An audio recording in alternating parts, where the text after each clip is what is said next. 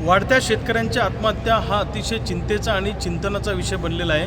दर 3 तासाला एक शेतकरी आत्महत्या करतोय, तरीसुद्धा या सरकारला अजिबात लाज वाटत नाही। शेतकऱ्यांच्या आत्महत्या ह्या सरकारच्या चुकीच्या धोरणाचा परिणाम आहे। यांनी शेतीमालाला भाव मिळू दिला नाही, दरवर्षी शेतकऱ्यांच्या खिशावर दरोडा टाकला। उत्पादन खर्च भरून निघेल इतकाही भाव जर आमच्या शेतीमालाला मिळणार नसेल आणि दिवसेंदिवस वाढत जाणारं कर्ज आणि निसर्गाची अवकृपा याच्यामुळे शेतकरी पूर्ण चक्रव्यूहात फसलेला आहे आणि त्यामुळं आता शेतकऱ्यांसमोरचे सगळे पर्याय संपले, म्हणून शेतकरी आत्महत्येच्या दिशेनं पाऊल टाकतोय।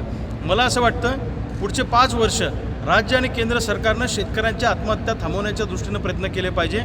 शेतीमालाला उत्पादन खर्चावर आधारित भाव देणं, शेतीला सिंचनाची सोय करून देणं, पूर्णवेळ वीज देणं आणि जी कारखानदारीला ज्या ज्या सुविधा लागतात प्राथमिक, त्या सगळ्या सुविधा उद्योग म्हणून शेतीला जर पुरवल्या तर शेतीला चांगले दिवस येतील। नवं तंत्रज्ञान त्या ठिकाणी आलं पाहिजे, मार्केट आलं पाहिजे, गावागावामध्ये शेतीसाठी गोडाऊन तयार झाले पाहिजे आणि चांगल्या पद्धतीचं मार्केटसुद्धा शेतीला मिळालं पाहिजे, नवं तंत्रज्ञान आमच्यापर्यंत आलं पाहिजे।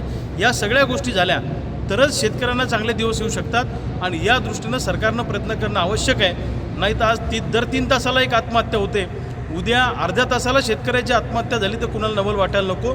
शेतकऱ्यांच्या आत्महत्येचा विषय सरकारने सिरियस घेतला पाहिजे आणि या विषयाकडे संवेदनशीलतेने बघितलं पाहिजे असं आमचं मत आहे।